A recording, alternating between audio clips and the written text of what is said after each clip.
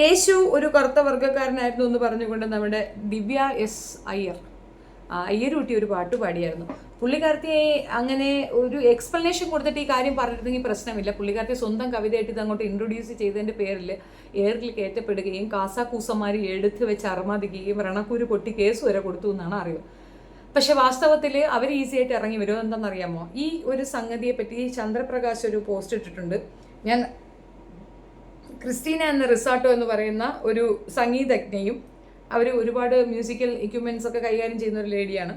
പള്ളി സ്ക്വയറിൽ പാടുന്ന ഒരു പള്ളി കൊയർ ഉണ്ടല്ലോ, അതിനൊരു സ്പെഷ്യൽ ഇതുണ്ടല്ലോ, അതിൽ പാടുന്ന ഒരു സ്ത്രീയുമാണ്. അപ്പോൾ അവർ എഴുതിയ ഒരു കവിതയുടെ ട്രാൻസ്ലേഷൻ മാത്രമാണ് നമ്മുടെ അയ്യര് വെച്ച് ചെയ്തത്. വെറുതെ അവരെ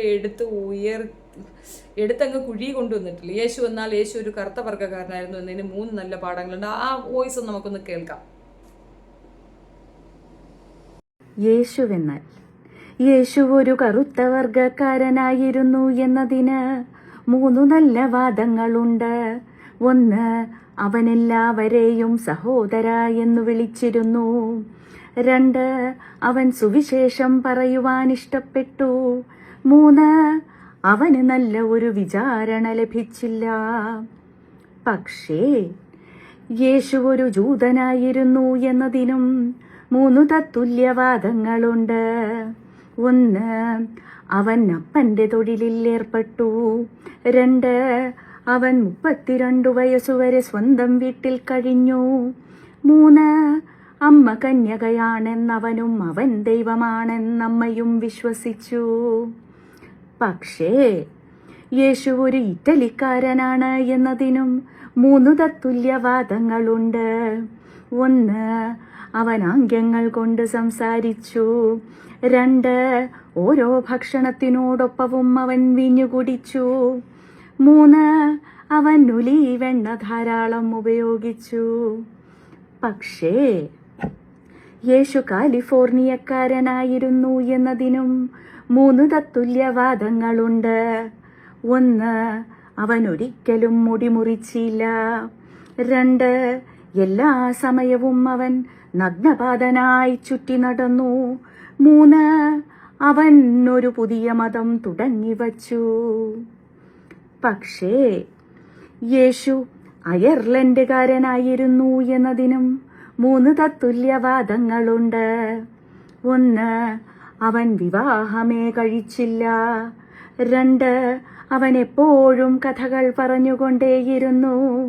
3, അവൻ പുൽമൈതാനങ്ങളെ സ്നേഹിച്ചു.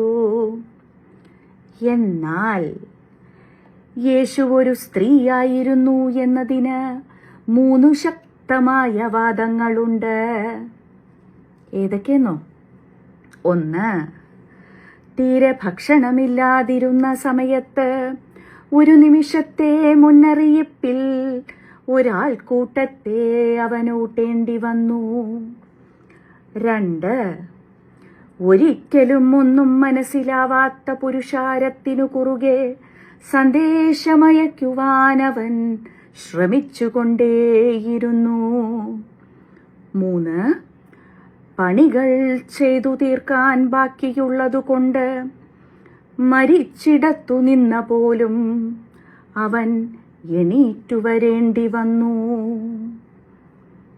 യേശുവെന്നാൽ ദിവ്യ എസ് അയ്യർ ഇത് പാടുന്നതിൻ്റെ ഇതായിട്ട് അന്ന് ഇത് കേട്ടിരുന്നു. അപ്പം ഞാൻ പക്ഷെ വിചാരിച്ചെന്നറിയാമോ, ഇവർ ശരിക്കും വായനകളിൽ ഏർപ്പെടുന്നത് കൊണ്ടും പിന്നെ 1-2 പേരുടെ ഞാൻ ചോദിച്ചിരുന്നു, ബൈബിളിൽ ഇങ്ങനെ പറയുന്നുണ്ട് കളർ കറുപ്പാണ് അങ്ങനെയൊക്കെ, അപ്പം അതുകൊണ്ട് റിലേറ്റ് ചെയ്തിട്ട് പുള്ളിക്കാരത്തി ഉണ്ടാക്കിയെടുത്തൊരു കവിതയാണെന്ന് വിചാരിച്ചത്. ഇത് കോപ്പി പേസ്റ്റ് ആണെന്ന് എനിക്കറിയത്തില്ലായിരുന്നു. പക്ഷേ കോപ്പി പേസ്റ്റ് ആയതുകൊണ്ട് ഇപ്പം രക്ഷപ്പെട്ടു. കേസൊക്കെ വന്നാൽ രക്ഷപ്പെടാനുള്ള ചാൻസാണ്. അപ്പം ഇത് ക്രിസ്റ്റീനോ റിസാർട്ടോ എന്ന പേരുള്ള അവരെഴുതിയതാണ്. ക്രിസ്റ്റീന എഴുതിയ ഇംഗ്ലീഷ് കവിതയാണത്. അപ്പോൾ ഇതിൻ്റെ ആ ഒരു പൂർണ്ണരൂപം, ആ കവിതയുടെ പൂർണ്ണരൂപം ഞാൻ ഫസ്റ്റ് കമൻറ്റ് പിൻ ചെയ്ത് വെച്ചേക്കാം. സത്യത്തിൽ ഇത് എന്താ പറയണതെന്ന് അറിയാമോ, ഒന്ന് കേൾക്കുന്നതിന് മുമ്പേ അങ്ങ് ചാടി വീണ് ഇറങ്ങി കിടന്ന് പ്രശ്നം പറയുന്നതാണ്. ഈ ക്രൈസ്തവ വിശ്വാസികൾക്കൊരു കുഴപ്പമുണ്ട്, അവർക്കിത് അംഗീകരിക്കാൻ ബുദ്ധിമുട്ടുണ്ട്. വാസ്തവത്തിൽ ഏറ്റവും കൂടുതൽ ജനകീയ വിരുദ്ധമായ കാര്യങ്ങൾ ചെയ്ത ഒരു മതമാണത്. ഈ ക്രിസ്ത്യൻസിന് നമ്മൾ പറയണതൊന്നും തിരിയത്തില്ല. അവരൊരു കാര്യം അങ്ങോട്ട് തീരുമാനിച്ചിട്ട് ആ അഡമൻ്റായിട്ട് നിൽക്കും. ബൈബിൾ വെച്ച് ബൈബിളിലുള്ള വൃത്തികേടുകൾ മറയ്ക്കാൻ വേണ്ടി ഒരു മുസ്ലിങ്ങൾ അടിക്കുന്ന ഒരു രീതിയുണ്ട്. ഇപ്പം ഈ അയ്യരൂനെ എന്തിനത് പറയണമെന്ന് അറിയാം. ദിവ്യ പറയുന്നതിൽ തെറ്റുണ്ടെങ്കിൽ അത് ശരിക്കും വിശകലനം നടത്തുകയും ഇതെടുത്ത് വെച്ച് അയ്യറിൽ വിട്ട് കഴിഞ്ഞാൽ ആളുകളെല്ലാം കൊണ്ട് എടുത്ത് കൊടുക്കാൻ സാധ്യതയുള്ളതും ക്രിസ്ത്യൻ മതത്തിനെയാണെന്നുള്ള ചെറിയ ബോധം പോലും ഇല്ലാതെയാണ് ക്രൈസ്തവരും കാസാക്കാരും ഇറങ്ങി പുറപ്പെട്ട് നിൽക്കുന്നത്. ഈ ഏറ്റവും മാനവിക വിരുദ്ധമായിട്ടുള്ള കാര്യങ്ങളും നീതി നിഷേധങ്ങളും എഴുതി വയ്ക്കപ്പെട്ട പുസ്തകം എന്ന് വെച്ചാൽ ബൈബിളാണ്. കാരണം അത്രത്തോളം കാര്യങ്ങൾ അതിനകത്തുണ്ട്. ശാസ്ത്രജ്ഞന്മാരെ കൊന്നുകളയുക, ഇവിടെ ഒരു രീതിയിലുള്ള പുരോഗമനം ഒരു സമ്മതിച്ചിട്ടുണ്ട്. പഴയ നിയമത്തിൻ്റെ കേസൊക്കെ നമുക്ക് അറിയാമല്ലോ, അതിൻ്റെ കൂടുതൽ എക്സ്പ്ലനേഷനിലും ഞാൻ പോകുന്നില്ല. കാരണം ഇനിയിപ്പോൾ അത് മതനിന്ദ എന്ന ടൈമിലേക്ക് വരും. സത്യത്തിൽ നിങ്ങളൊന്ന് ആലോചിച്ച് നോക്കൂ, 200 വർഷങ്ങൾക്ക് ഇപ്പുറം, അതായത് 2 തലമുറകൾക്ക് വന്നിട്ട് പോപ്പ് ക്ഷമ പറയുകയാണ്. അത്രയും 200 വർഷത്തേക്ക് മുന്നോട്ട് വരേണ്ട ആ ഒരു ഇതിനെ അവർ ചവിട്ടി പുറത്തേക്ക് തള്ളുകയാണ് ചെയ്തത്. പക്ഷേ ഇപ്പോഴത്തെ കാലഘട്ടത്തിലെ ക്രിസ്ത്യൻസ് ഒന്നും അങ്ങനെയല്ല കേട്ടോ. അവരത് അംഗീകരിക്കുന്നുണ്ട്. പഠിപ്പിക്കാൻ സമ്മതിക്കില്ലായിരുന്നു. ലൈബ്രറി കത്തിച്ച കഥകൾ, ഒത്തിരി കാര്യങ്ങൾ ഇവർക്കെതിരെ ഉണ്ട്. അതും മാനവിക വിരുദ്ധമെന്ന് നമ്മൾ പറയുമ്പോൾ മനുഷ്യത്വരഹിതമായ കാര്യങ്ങളിലൊന്നാണ് കന്യാസ്ത്രീ എന്ന ഒരു ലേബലിൽ അവരെ പിടിച്ചവിടെ ഇട്ടിരിക്കുന്നത്. മറ്റേത് പ്രതിപുരുഷനാണെന്ന് പറയാം. ഇവർക്ക് വിവാഹവുമില്ല. ശരിക്കും ബയോളജിക്കൽ നീഡില്ലാത്ത മനുഷ്യരുണ്ടാവും. അവരുടെ ആ ബയോളജിക്കൽ നീഡിനെ തന്നെ നശിപ്പിക്കുന്ന രീതിയിലൊരു ഫോമാണ് അവർക്ക് ഉണ്ടാക്കി കൊടുത്തിരിക്കുന്നത്. അപ്പോൾ അതൊക്കെ മാനവിക വിരുദ്ധമാണ്.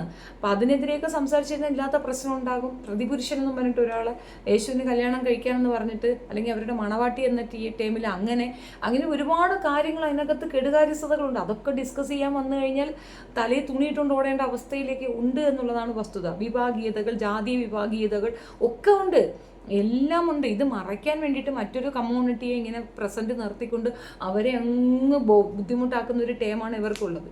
അപ്പോൾ ഇവർ ഇത് പാടിയ ഉടനെ ഇതൊരു വലിയ പ്രശ്നം, ആഗോള പ്രശ്നമായിട്ട് എടുത്ത് തലയിൽ വെച്ചുകൊണ്ട് പറയുമ്പോൾ അത് ശരിക്കും പറഞ്ഞാൽ കൊയറിൽ പാടുന്ന ഒരു ക്രൈസ്തവ പെൺകുട്ടി തന്നെ എഴുതിയിട്ട ഒരു കവിതയുടെ പരിഭാഷ മാത്രമാണ് ദിവ്യ ചെയ്തിട്ടുള്ളത്. ഒരു പാടിയ ടേമും ഇതൊക്കെ വെച്ചാൽ കളിയാക്കുക എന്ന് തോന്നുമെന്നാണ്. അപ്പോൾ ചിത്രത്തിൽ കാണുന്ന ആളാണ് ഈ പറഞ്ഞ ക്രിസ്റ്റീന. അപ്പം അവരെഴുതിയ കവിത ഞാൻ ഇവിടെ കുറച്ച് വെക്കാം. There were 3 good arguments that Jesus was black. Jesus black ആണെന്നുള്ളതിൻ്റെ 3 ആർഗ്യുമെൻറ്റ്സ് പറയുന്നുണ്ട്. He called everyone brother. He liked gospel. He did not get a fair trial. അത് തന്നെയാണ് മറ്റവർ വായിച്ചത്. അതിൻ്റെ ഇംഗ്ലീഷ് വേർഷനാണ് അവർ എഴുതി വെച്ചിരിക്കുന്നത്. But then there were 3 equally good arguments that Jesus was Jewish ആണെന്നുള്ളതിൻ്റെ arguments അതും പറയുന്നത്. He went into his father's business. He lived at home until he was 33. He was sure his mother was a virgin and his mother was sure he was God. അടുത്തത്, but then there were 3 equally good arguments that Jesus was Italian ആണെന്നുള്ളതിൻ്റെ 3 arguments ഉണ്ടെന്ന്. ഇത് മലയാള പരിഭാഷപ്പെടുത്തിയിട്ട് ദിവ്യ പറഞ്ഞു എന്നേ ഉള്ളൂ. അപ്പോൾ അതിൻ്റെ detailing ഞാൻ first comment പിൻ ചെയ്ത് വെച്ചേക്കാം. കുറേ ഉണ്ട്. But the most compelling evidence of all 3 proofs that Jesus was a woman. പെണ്ണാണ് എന്നുള്ളതിൻ്റെ തെളിവും പറയുന്നുണ്ട്. He fed a crowd at a moment's notice when there was virtually no food. He kept trying to get a message across to a bunch of men who just did not get it. And even when he was dead, he had a get up because there was still work to do. അതായത് സ്ത്രീ ആണെന്ന് പറയുന്നതിൻ്റെ ഒരു ഫോർമേഷനാണ് അവരുടെ എഴുതി വെച്ചിരിക്കുന്നത്. Food കൊടുത്തിട്ടില്ലേ, അത്രയും പേർക്ക് അപ്പവും മീനും ഒക്കെ കൊടുത്തില്ലേ, സ്ത്രീകളല്ലേ സാധാരണ ചെയ്യുക, മറ്റുള്ളവർ കൺവിൻസിങ് ആവുന്ന രീതിയിൽ സംസാരിച്ചില്ലേ. ഈ പറഞ്ഞ സംഗതിയുടെ ട്രാൻസ്ലേഷനാണ് അവർ ചെയ്തിട്ടുള്ളത്. അതവരങ്ങ് പറഞ്ഞാൽ മതി അതൊരു ട്രാൻസ്ലേഷൻ മാത്രമാണെന്ന്. അതെന്താണ് അവർ ഇതുവരെ പറയാത്തതെന്ന് എനിക്കറിയാം. ചിലപ്പോൾ അവരുടെ കവിതയാണെന്ന് ഫേമസ് ആവട്ടെ എന്ന് വെച്ചിട്ടായിരിക്കും. എന്തിനാലും ചില മണ്ടത്തരങ്ങൾ ദിവ്യയ്ക്ക് പറ്റാറുണ്ട്. അതിലൊരു വലിയ മണ്ടത്തരമാണ് ഇപ്പം നടന്നതെന്നാണ് എനിക്ക് മനസ്സിലായത്. ഇത് പിന്നെ പുള്ളി പറഞ്ഞ അതേ കാര്യം തന്നെ ഞാൻ റിപ്പീറ്റ് ചെയ്യുന്നു. കാള പെറ്റുമെന്ന് കേൾക്കുന്നതിന് മുമ്പേ കയറെടുത്തു. കാള പെറ്റുമെന്ന് കേട്ടയുടൻ കയറെടുത്ത കേരളത്തിലെ കാസാക്ക് പ്രസംഗികൾ മാത്രമാണ് ഈ സർവ്വദേശീയ കവിതയിൽ കുറ്റം കണ്ടെത്തിയത്. അത്തരം കുബുദ്ധികളാണ് കവിതയിൽ വിഷം ചേർത്തത്. അതിൽ വിരലിലെണ്ണാവുന്ന പുരോഹിത പാസ്റ്റർമാർ വരെ ഉണ്ട്. റോമൻ കാത്തോലിക്ക വിഭാഗത്തിലെ ഉറച്ച മതവിശ്വാസിയായ ക്രിസ്റ്റീനോ റിസോട്ടോ ക്രിസ്തുവിനെ ലോകത്തിലെ പല പല രാജ്യക്കാരനായി ഉപമിച്ചു. 5 അപ്പം 5000 പേർക്ക് പങ്കിട്ട ക്രിസ്തുവിനെ ഒരു സ്ത്രീയോട് ഉപമിച്ചു.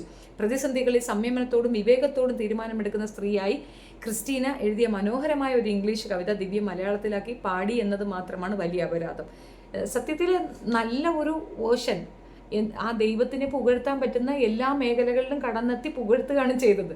ദൈവത്തിനെ വാഴ്ത്തിപ്പാടുകയാണ് ചെയ്തത് ക്രിസ്റ്റീന. പക്ഷെ അത് മലയാളീകരിച്ച് പുള്ളിക്കാർക്ക് ഇട്ടുകൊടുത്തപ്പോഴത്തേക്ക് കളിയാക്കലുകളായി അവർക്ക് തോന്നിയത് അത് ഡെപ്തിൽ ആലോചിക്കാത്തത് കൊണ്ടാണ്. ഞാൻ ഇതേ വിഷയം തന്നെ മറ്റൊരു കമ്മ്യൂണിറ്റിയെ പറ്റിയും പറയും. അവർ പറയുമ്പോൾ നമ്മൾ പ്രൊവോക്ക് ആകാതെ അതിൻ്റെ ബെനിഫിറ്റ് എന്താണെന്ന് കറക്റ്റ് മനസ്സിലാക്കി തിരിച്ച് മറുപടി കൊടുത്തു കഴിഞ്ഞാൽ തീരാവുന്ന പ്രശ്നമേ ഉള്ളൂ. നിങ്ങളുടെ കണ്ണുകളിലാണ് സൗന്ദര്യം എന്ന് പറഞ്ഞ് കേട്ടിട്ടില്ലേ? അതേപോലെ തന്നെ നിങ്ങളുടെ കണ്ണുകളിലാണ് തെറ്റുകളും ശരികളും ഉള്ളത്. നിങ്ങൾ ശരിയോടുകൂടി ഒന്നിനെ നോക്കിയത് ശരിയാണ്, നിങ്ങൾ തെറ്റോടുകൂടി ഒന്നിനെ നോക്കിയത് തെറ്റാണ്. അത്രേ ഉള്ളൂ. ഏത് തെറ്റിലും നിങ്ങൾക്കൊരു ശരി കാണാൻ പറ്റും. അത് നിങ്ങളുടെ കണ്ണുകളിലാണ് ഇരിക്കുന്നത്, നിങ്ങളുടെ ഉള്ളിലാണ് ഇരിക്കുന്നത് എന്നുള്ളതാണ് വസ്തുത. ഏതായാലും ഈ ഒരു വിഷയത്തിൽ പാപം അവരെ ഇട്ട് ക്രൂശിക്കേണ്ട കാര്യമില്ല. നല്ല എഡ്യൂക്കേറ്റഡ് ലേഡിയാണ്. ചില സമയങ്ങളിൽ ആപ്റ്റായ സമയത്തുള്ള മറുപടി കൊടുക്കൽ ഇല്ലായ്മ കൊണ്ടും മൗനം കൊണ്ടും ഒരു പ്രശ്നം കൂടുതൽ പർവ്വതീകരിക്കപ്പെടും എന്നുള്ളതും ഈ വിഷയത്തിൽ നമുക്ക് എടുത്തു വെച്ച് പറയാം. വളരെ മോശപ്പെട്ട രീതിയാണ്. കാസക്കൂറ്റന്മാർക്ക് പിന്നെ കുരുപൊട്ടാൻ വല്ലതും വേണ്ടോ? സത്യം പറഞ്ഞാൽ അവരുടെ ഏറ്റവും മോശപ്പെട്ട വേർഷൻ ഒളിച്ചു വെക്കാൻ വേണ്ടി അവർ കാണിക്കുന്ന ഒരു വൃത്തികേട് അതിനപ്പുറം ഇതിനൊന്നും വലിയ മൂല്യം കൊടുക്കേണ്ട കാര്യമില്ല. പക്ഷേ ഈ ഒരു പോർഷൻ ഞാൻ അന്ന് പറയാതിരുന്നത് ഇങ്ങനെ ഒരു എക്സ്പ്ലനേഷൻ എനിക്ക് കിട്ടാത്തതുകൊണ്ടാണ്. ഞാൻ ആ വിവരം നിങ്ങൾക്കൊന്ന് ഷെയർ ചെയ്യുന്നു. ഇതൊരു ഇംഗ്ലീഷ് കവിതയാണ്, ക്രിസ്റ്റീന എഴുതിയ കവിതയാണ്. അവർ ഒരു അത്രയും ശക്തയായ അത്രയും സ്ട്രോങ് ആയ ഡിവോട്ടിയാണ്. അവരത്രയും ഭയങ്കരമായിട്ടുള്ളൊരു ക്രിസ്ത്യൻ യുവതിയാണ്. മീൻസ് അവർ ഭയങ്കരമായ വിശ്വാസിയാണ് എന്നാണ് പറഞ്ഞത്. അവർ എഴുതിയ അവരുടെ ഫേസ്ബുക്ക് പോസ്റ്റിൽ 2021 പോസ്റ്റ് ചെയ്ത ഒരു കവിതയെ ട്രാൻസ്ലേറ്റ് ചെയ്ത് പാടി എന്നൊരു തെറ്റ് മാത്രമേ ചെയ്തിട്ടുള്ളൂ. അവരുടെ കമ്മ്യൂണിറ്റി ഓറിയൻറ്റഡ് ആയിട്ട് പറയുന്ന ഒരു മതേതര രാജ്യമാണ്. മറ്റൊരു മതത്തിൻ്റെ കാര്യം സന്തോഷത്തോടു കൂടി പബ്ലിക്കിലേക്ക് ഇട്ടുകൊടുക്കുന്നതിൽ ഒരു തെറ്റുമില്ല. ഇപ്പോൾ നമ്മളൊരു ഉദാഹരണം പറയുകയാണ്. ഇപ്പോൾ ദിവ്യ അയ്യരാണ് നിങ്ങൾക്ക് പ്രശ്നമെങ്കിൽ ഓർത്ത് നോക്കൂ. ഞാൻ ഈ കണ്ണുകളുടെ കാര്യം പറയുമ്പം എടുത്തു വെച്ച് പറയാനുള്ളൊരു കാര്യം ഞാൻ പറയാം. നമ്മൾ കൃഷ്ണൻ്റെ കാര്യം പറയുന്നു. കൃഷ്ണൻ്റെ മെയിൻ കുൽസിത പ്രവൃത്തി പെണ്ണുങ്ങളുടെ തുണി എടുത്തുകൊണ്ടോട്ടല്ലേ. ഇന്നത്തെ കാലത്ത് ഒരാളത് ചെയ്താൽ നമുക്ക് ഏറ്റവും ദ്രോഹമുള്ള ഒരു വൃത്തികെട്ട പരിപാടിയായിട്ട് പൂവാലന്മാർ നമ്മൾ എന്താ പറയുന്നത്? ഫ്ലേർട്ട് എന്ന് പറഞ്ഞാൽ അത് സഹിക്കാൻ പറ്റുന്ന കേസല്ല. പക്ഷെ കൃഷ്ണൻ ഏറ്റവും ചെയ്തത് അതാ. അപ്പോൾ അത് ഇഷ്ടപ്പെടുന്നവരുണ്ട്. കൃഷ്ണനെ ഇഷ്ടപ്പെടുന്നവർക്ക് അതൊരു കുറ്റമായിട്ട് തോന്നത്തില്ല. അതാ ഞാൻ പറഞ്ഞ ഓരോരുത്തരുടെ കാഴ്ചയിലാണ് പ്രശ്നം. നിങ്ങൾ എന്ത് കാണുന്നു, നിങ്ങൾക്കത് എന്ത് മനസ്സിലാകുന്നു, അതിലാണ് പ്രശ്നം. ദൈവികമായ കാര്യങ്ങളൊന്നും ആരും എടുത്ത് സംസാരിക്കാൻ പറ്റില്ല, ഡിസ്കഷന് പറ്റത്തില്ല എന്ന് പറഞ്ഞു കഴിഞ്ഞാൽ അഭിപ്രായ സ്വാതന്ത്ര്യം എന്ന് പറയുന്ന ഒരു സംഗതി ഇന്ത്യയിലെ കോൺസ്റ്റിറ്റ്യൂഷനിൽ നിന്ന് എടുത്തങ്ങ് കളയുന്നതാണ് അതിനെക്കാട്ടിയും വൃത്തി എന്ന് ഞാൻ പറയും. നിങ്ങളുടെ അഭിപ്രായം കമൻറ്റിൽ രേഖപ്പെടുത്തണം. എൻ്റെ വീഡിയോ കാണുന്നവർ ലൈക്ക് ചെയ്ത് സബ്സ്ക്രൈബിങ് കൂടെ ചെയ്താൽ ഉപകാരമായിരിക്കും. സപ്പോർട്ട് ചെയ്യുക. Thank you. തെറിവിളികൾ സ്വാഗതം.